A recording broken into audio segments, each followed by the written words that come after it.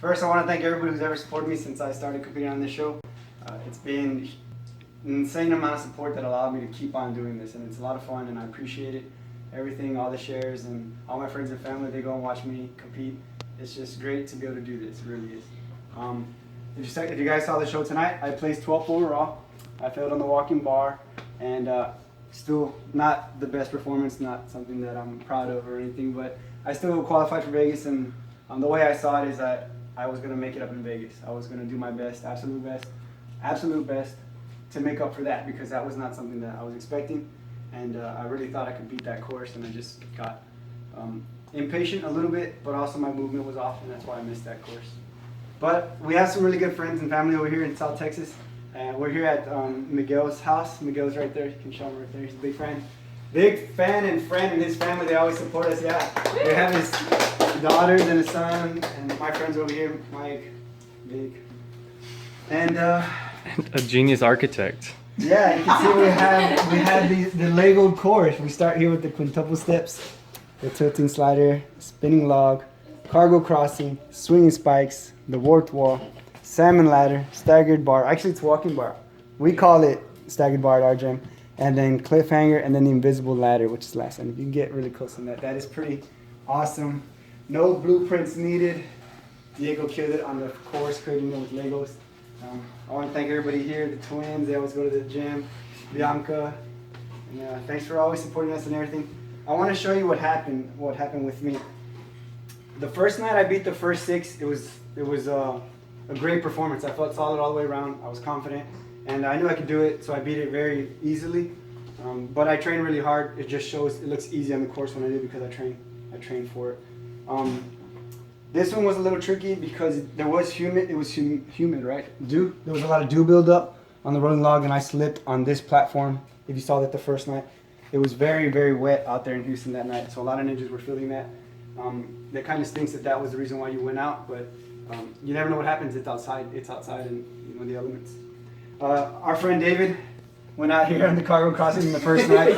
You can see, this is pretty impressive. I mean, this is insane to have this. It's even got the right pipes, the distance on the cargo net. And David, if you don't know little David, little ninja, he's 5'5", right? 5'6", maybe. He really had to extend all the way to touch this water down here, and he was the only ninja. He was the only ninja who did that. He's one of the shorter ones. So yeah. But that's what happened. I love him. He's my best friend, and this is what happened. We trained really hard. He's an incredible athlete. He came back from a very serious injury. He literally broke his back. And for him to be doing this with us is just testament to what can happen to you training as a ninja and doing these right exercises, which I teach at our gym. So he went out here. As you can see, it says David's nemesis. Dun dun dun dun. Dun, dun, dun, dun. So that's cargo crossing.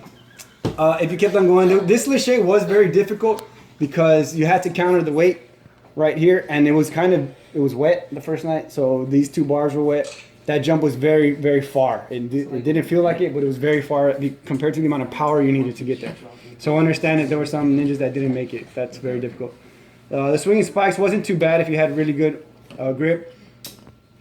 And a one-arm lockout. That was really, really important in this, because some of them, they looked very random when you're going through them. And they would spin and all kinds of things. So this took out a lot of people to understand that. And also the endurance factor came into play there from the cargo net to the spike. So that's why that was kind of a big deal. Again, we beat that. This is Sam right here from qualifying. Sam. Killing it tonight. Woo! He did that flag on the warped wall. Amazing athlete, great friend. One of my first supporters, really. He was one of my first people to introduce me to top school. So an amazing guy with an amazing gym. Thanks for all the support, Sam. Little shout out. He's had a huge influence on us there at Ground Zero. Oh, so, man. After the warped wall, we had the salmon ladder, which is the usual. You take the tramp to the salmon ladder. They did use the new trampoline. That trampoline was very touchy, and it was actually kind of slippery too in Houston, so I ended up sliding up and down it actually like 10 times, but then I finally took the jump and got it. As you can see, right there. yeah, there's a little, see, okay. There we go. So we're focused on it now. So this is salmon ladder, we're going up. Nate, you want to talk? Not really. All right, well, Nate's right here, guys, just so you know. Here we go. So we're going to switch the camera around. All right, so this was supposed to be my redemption run. But all right. I don't know, I guess I lost focus a little bit. But my mindset was get here, don't waste energy, try to stay as calm as possible and stay focused. I had an original plan going into this obstacle. I've practiced it hundreds of times. I just made a mistake. I jumped onto the obstacle, grabbed the bar, and I felt very comfortable. So I decided, hey, you know what? Abel did it. I could do it too, right? So I got into my little comfort zone and I decided to jump up this way. When my original plan was to do it this way. Which is, it made sense because he's been practicing that the whole year. So we thought he was going to go with that method. It's a lot better for him. Genius me ended up in the exact same situation as last year. Like that. So when I fixed it, I was like, yes, I'm here again. And I went, bloop, bloop. In the blue water right there. As you can see, we've also adjusted the course to match Nate with what his nemesis is. We do need a marker to put 2x because it is just 2 times. 2 times. So everybody's here. It's good times. I promise you, I'm making it to Vegas. All right, so you guys heard it right there. Nate will be making it to Vegas. So here comes Diego right in the 2x because that's, there we go. So we don't want it to be 3x for sure. All right, so I'm going to continue. Here we So go. next, the infamous, brand new. Staggered bar. We call it that. We also call it the bar hop at our gym, but on the show it's called the walking bar. And Sam and Ladder, I felt really good. A lot of energy. I felt fine. My movement was a little bit off, which was kind of weird. Don't normally feel that, but I had to reset it. So that's why you saw me do that pull up. They called it a wasted pull up. I think Akbar did, but it was expended energy that I didn't want to have to do, but I had to because my movement didn't feel right. So I pulled up to kind of reset, and then I let go, and then from there I just kept on going. I know I did that on the salmon ladder. I'm just not sure. I did do something similar to that on the walking bar. No, I made my first move really solid. I think it was the other way, wasn't it? It was this way. Yeah, right arm first. Oh, what the? Hold on. Right. Rewind. I didn't fall that You didn't soon. fall that I didn't fast. fall that fast. I made one jump. All right. So this is what I got on. I was looking at it. I felt a little weird. So I'm like, oh, it's okay. And I went and I landed perfect. I was like, oh, this is not that bad. I can do this. So I looked at the next one. I glanced at it. Then I moved around. And then I just moved. I didn't refocus on it. I didn't check the distance. I didn't zoom in on it. I didn't look at it the whole time. So that's kind of what got me. And then I undershot it, right? And I just, so that was me. I fell on the walking bar on this City Finals course, and there's my official nemesis. Yeah, it wasn't really a nemesis. I should have beat it. I felt good. My energy was great. I was confident. I just was not comfortable with that movement, and that was something I never practiced. And I practice movements. If you train me, you know that.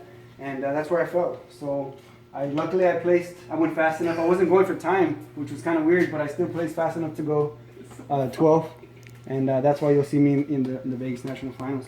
I want to continue on because even though I didn't get to try these two, I was really, really dying to do this cliffhanger. It looked like one of the funnest cliffhangers we'd ever seen. And a lot of guys were saying that Victor... Crazy cliffhanger. The crazy cliffhanger they had out there, it looked like a lot of fun. I actually want to kind of mimic that. But I wanted to do it. It looked great. And then this invisible ladder, I finally got to do it about a month and a half later. And it's a pretty cool obstacle. I like the design. I like the whole movement involved in it. And it's great. It's a lot easier if you have a one-arm pull-up. And it's pretty cool. So congrats to Jeremiah and Sam for beating that. That was an incredible performance. We were all there live. Most of us here were there live. And watching Sam beat that, after everybody had failed, was just the greatest thing. He killed it. An incredible performance all around by both those guys. And yeah, so that's our little walkthrough. Again, Diego, thank you for this. It's incredible. Also, Genius, where you at? There you at. Edgar's family, thank you for inviting us over here. Brenda's over there. Thank you, I appreciate it for having us. And It was so that's the awesome. walkthrough, yeah. So Vegas is next. Thanks.